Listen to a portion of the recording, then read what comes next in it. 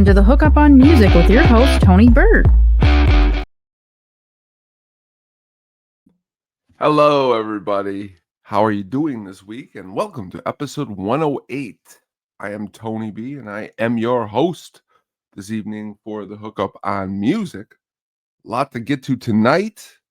Hope you guys have had a good week, and I hope you guys have listened to a lot of good music. There is a lot of new, old, medium, local, foreign, whatever kind of music you're looking for, there is a lot of it, and I hope you guys are listening to a lot of good of it. And please, as always, I appreciate the sharing of the music. To me, it is something that I've enjoyed since I've started this show. I can never get too much new music, which we're going to get to here in a little while, one shared with me, but please keep sharing. And if you ever like to come on and share some personal musical stories, we would love to have you. But let us get started. It is our 108th episode when you think about it. It's kind of crazy. It's a lot of episodes and a lot of just musical conversation going on about so many different things. And when we're planning this show here at the Hookup on Music, you just never quite know what the show is going to shape out as. What is it going to be about? Hopefully, you're always hoping for good news, but in today's world, you just sometimes don't know. That's why music heals. But today we started ourselves with a kind of a triple tragedy, a triple sad passing of some musical legends. First off, Dwayne Wiggins from the amazing Tony, which I share the name of the first Tony with the Y there. Always remember that as a youth. But that being said, the 1990s soul group was pretty influential in the department of being really good at what they did. Dwayne was really excellent guitar player, and Tony was a family band, which is kind of crazy to think about, with Raphael Sadiq, which was a brother, which had the last name Wiggins too, but he got rid of that for the band, and their cousin Timothy Christian Riley. But just really excellent studio albums. The Son of Soul album is the one that kind of the one that we play quite a lot around these parts. The track Anniversary is always really good. But Dwayne Wiggins played the bass, played the drums, played the guitar. He was the producer. He sang. Just some really great musicianship in this band, and he's going to be missed. Very sad. Passed away just yesterday, which is crazy. And yesterday being, if you're listening to this on Saturday, yesterday being the 7th of March, which is crazy how time flies. And also passing away was the last surviving member of Badfinger, which is just what's the word I'm looking for? Another sad ending to this band. Just really crazy. Joey Molland was the gentleman's name who had passed away, the last original member. And if you're unfamiliar with the tragedies that had befallen the amazing Badfinger, which just had so many great hits like Come and Get It and Day After Day and Baby Blue and Without You, and just so no matter what, we can go on forever. Just a really great pop rock band. But the unfortunate ending of Pete Ham at the age of 27 and 75, and the unfortunate ending of Tom Evans in 83 at the age of 36 was just really two more sad passings, and losing the final member of the band that plays so many songs that you are familiar with. It can be kind of sad. So we are here today to honor Joey Molland, who was a really kind of his guitar licks. If you're familiar with the band, they stuck out. They stuck out in everything that they did, which they did a lot of good stuff. I always kind of remember them in the finale of the amazing show Breaking Bad. I kept wanting to say Better Call Saul, but that's not at all what I was trying to say. But Badfinger was just a really, really a good pop punk band, you know. Joey Molland came on and played the rhythm and lead guitars and shared that duty with Pete Ham.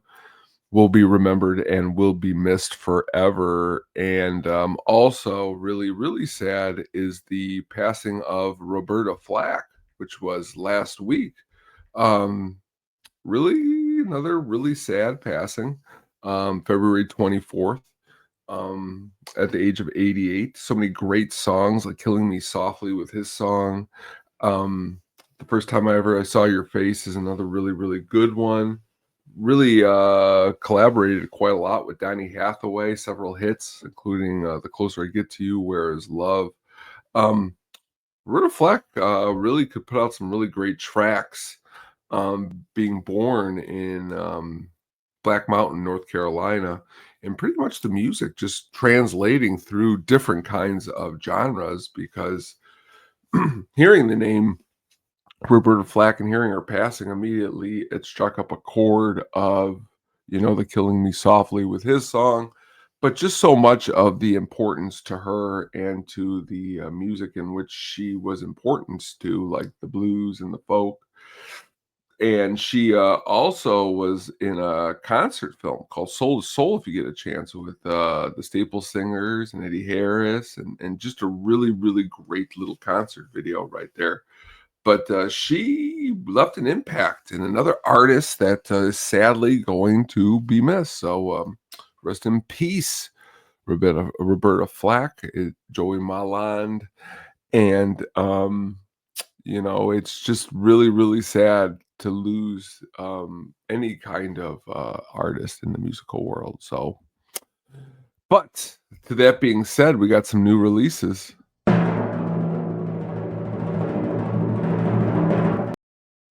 Now, while digging in here, while this was sent to me, Whitechapel, deathcore band was not on my bingo card for something that I was going to be listening to this week. That was going to be new to me, but that's why I love this show because Pims and Dishonest is dissonance. I can't mess this up. Heavy, really, really, really, really heavy. Also produced by the band's guitar player, Zach Householder.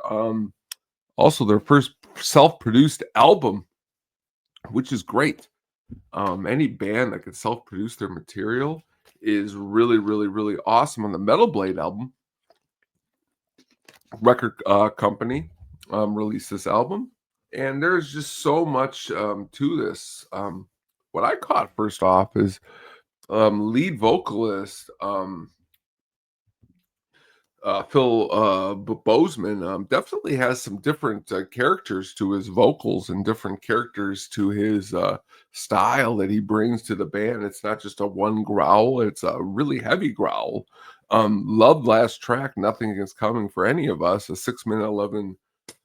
Which again, I wish I'm going to have a bell around here that I'm going to ring that talks about how awesome it is when we get a track of over 6 minutes. So again, just over 6 minutes, 6 minutes and 11 seconds. But lead off track, Prisoner 666 at 5 minutes and 15 seconds will definitely get your blood going. It's definitely a interesting piece and one that I definitely would suggest that if you are into heavy metal music, you aren't going to be disappointed with the 3 guitar attack, bass, and drums, and just some really good musicianship all around.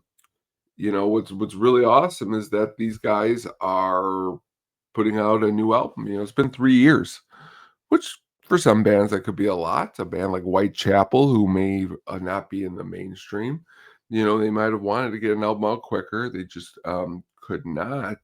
But it is a concept album, which is kind of interesting. Detailing a demonic cult and its leader and its goal to transport another dimension to gain power. Sounds very spooky.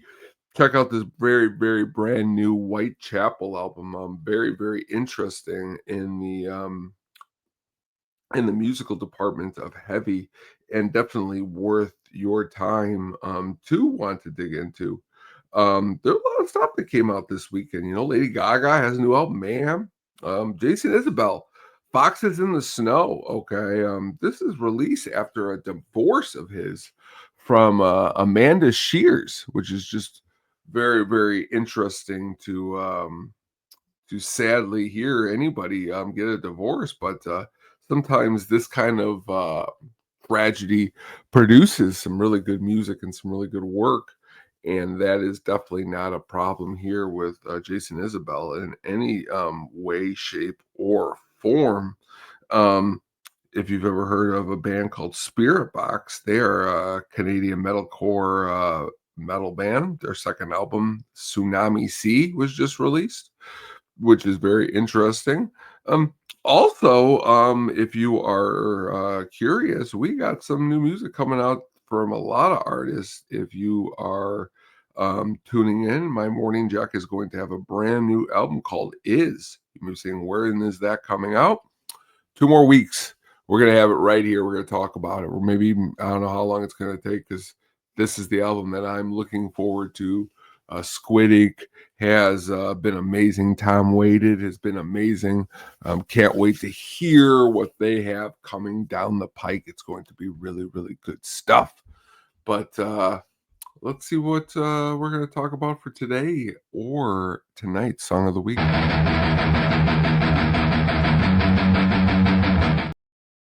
Talking Head Swamp. What a burner this one is, off of the Speaking in Tongues album. Oh man, I love Swamp and I love the Talking Heads. But what's the word? If this 83 album is just a really important album for me, because it's just filled to the brim. Every single song is great. 9 tracks at 40 minutes. If you're having a party and you've never heard this, just put this on. There's great songs all across the board, used in some really great fashion in 80s movies, from Risky Business to Revenge of the Nerds.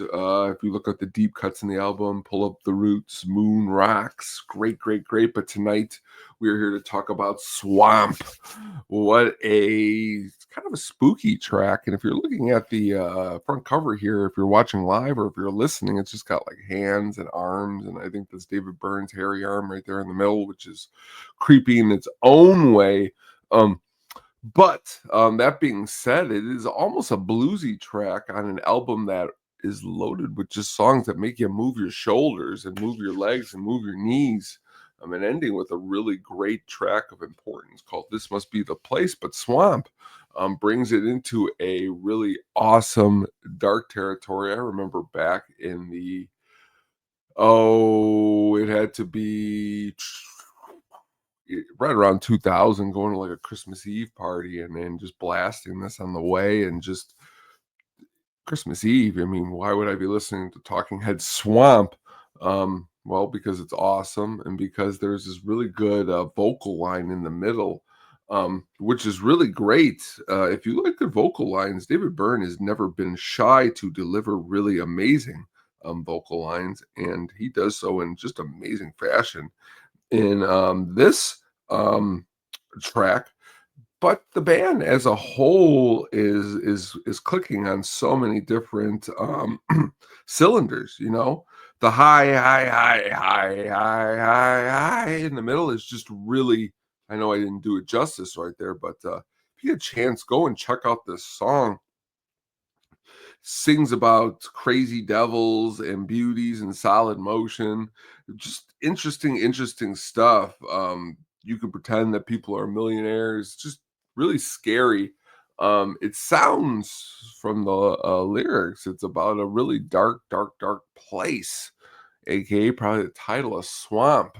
Which, when you've ever heard of a swamp, it's not something you really want to swim in.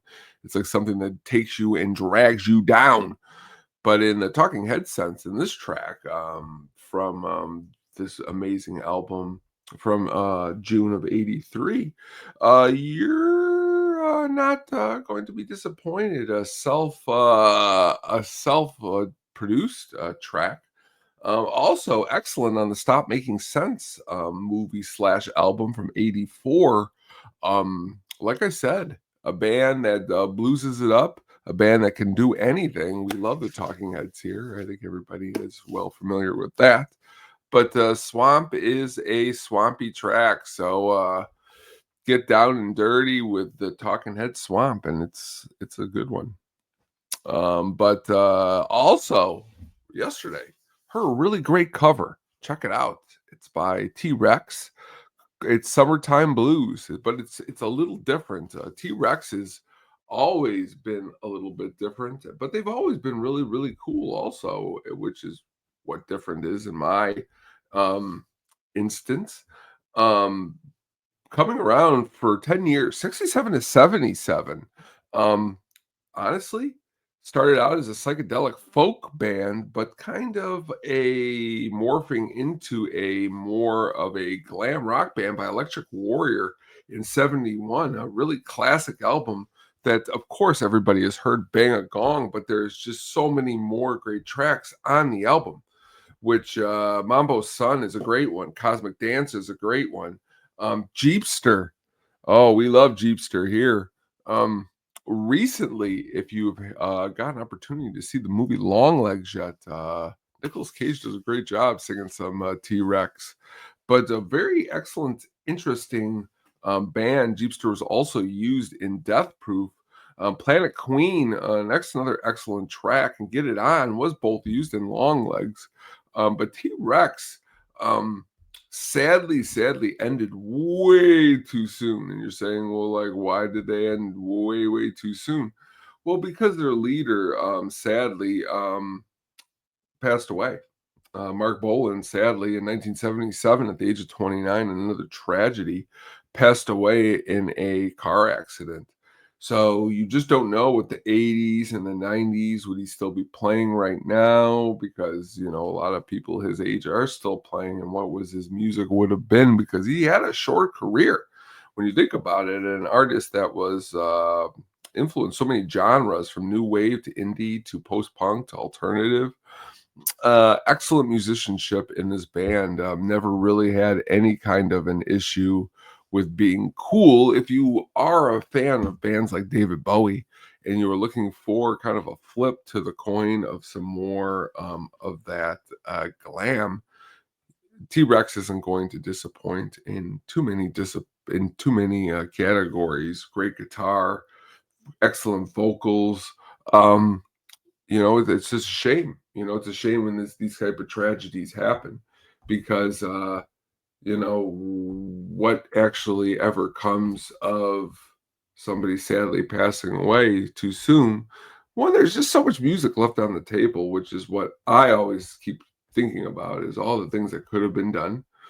Okay, because 68 to 77, you were only able to get, a certain amount of album, 12 to be exact, which is crazy. 12 in 10 years is quite a lot.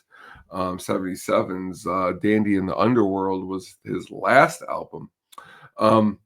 But great, again, album was praised for its great vocal performances. So if it has been a while since you have went back and checked out some T.Rex as suggested, I think it would be really good. Or if you happen to want to see some good movies, check out the ones I mentioned, because they have some really good T.Rex songs placed in them that will have you remembering them for quite some time. Machines of Loving Grace. When's the last time you've heard this band's name? I have been in a long time since I've heard this band's name. 89 to 99. That's it. Where have you guys been? And I am super curious, because had some really great albums here. Only three: Machines of Loving Grace, Concentration, and Guilt. Concentration from got some really burners on it earlier today while I was getting my workout on, which is always amazing to blast really good music while you do that. I played the song called Butterfly Wings. great track from this album if you're watching online. Butterfly Wings was also appeared in the Punisher, the Warzone movie, if you have ever seen that one. But again, wanted to bring to your attention how long has it been since you've listened to Machines of Love and Grace. Check these guys out. They are a definite barn burner of a band, which a term I love to use. They're industrial. But again, Scott Benzel, lead vocalist, just does a really good job doing what he does best within these 3 albums, which is rock, which is exactly what we like here. So check out Machines of Loving Grace. Tonight, here we are. We are at our most amazing artist of the week.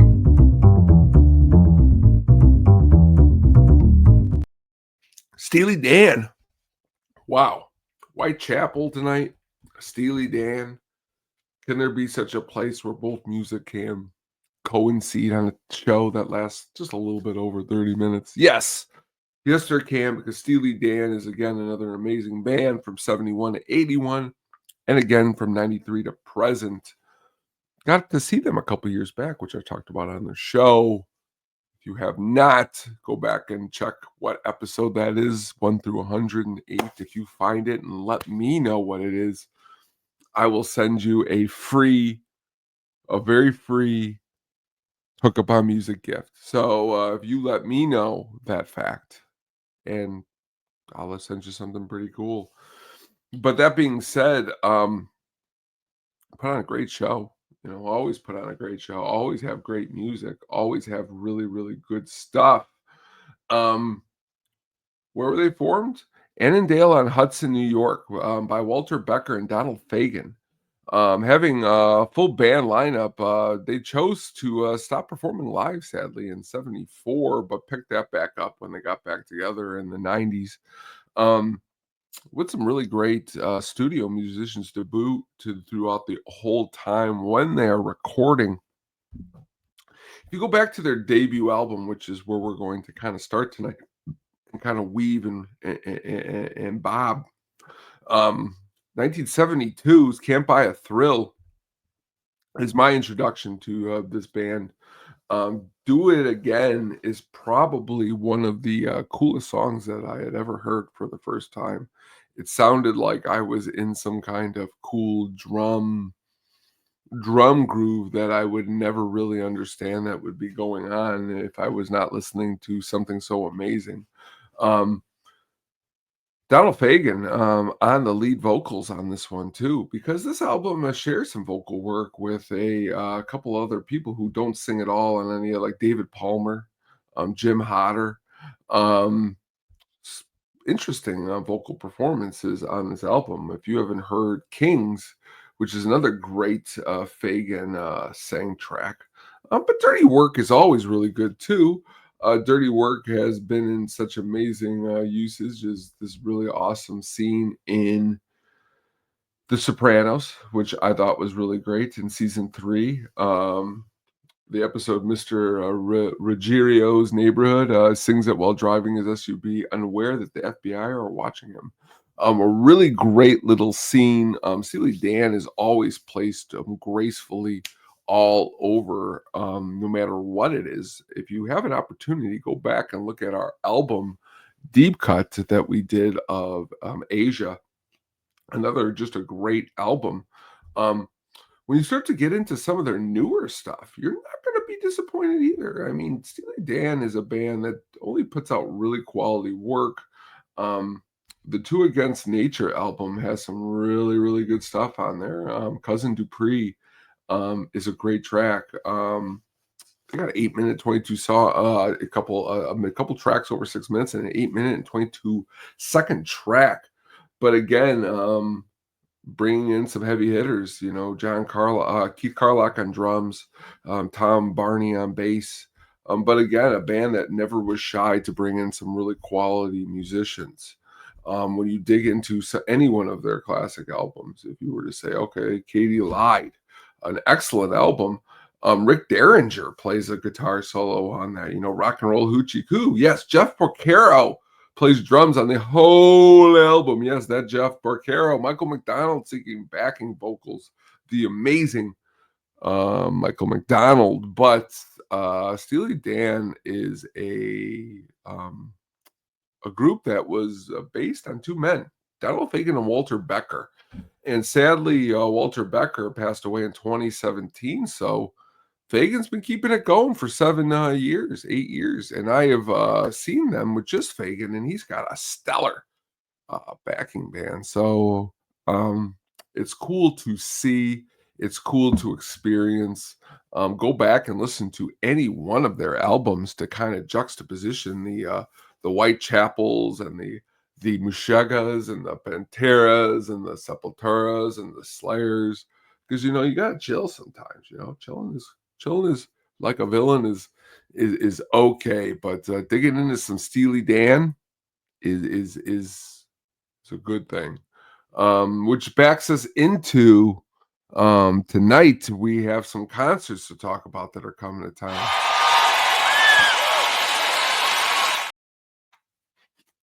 Wu-Tang Clan and Run the Jewels. Wow, that's a double bill if I've ever seen one. And you may be seeing a whole bunch of dates there if you're looking online. But to fill you in, they're coming everywhere on this tour. This is a tour that they are hitting so many different places. There's so many dates that you yourself can hit.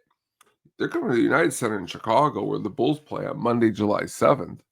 But let's just throw out there, they're coming to Atlanta, they're coming to Tampa, they're coming anywhere, Houston, Texas, and they're bringing Run the Jewels with them. And I've seen Run the Jewels live, and Run the Jewels does not disappoint in any way, shape, or form. But what it really comes down to is you're looking for a good tour, you're looking for something awesome to see. You're not going to miss it on this tour, I think. And I'm hearing it's the Final Chamber, which is the final, sadly, countdown of Wu-Tang Clan and Run the Jewels, which is just a real shame, because you don't want to see this band be gone, because I'll miss those sad vote for Wu-Tang Clan. That's who I'm always here for. I'm here for the Wu-Tang Clan. The Wu-Tang Clan is just great. But again, what are you going to do but get some tickets and see this show? A lot of other shows are coming to town up here in March, which is great. This Wild Life's coming to the Metro. Afro Beats to the World's coming to the Metro March 8th. This Wild Life was March 7th, if you're interested in that.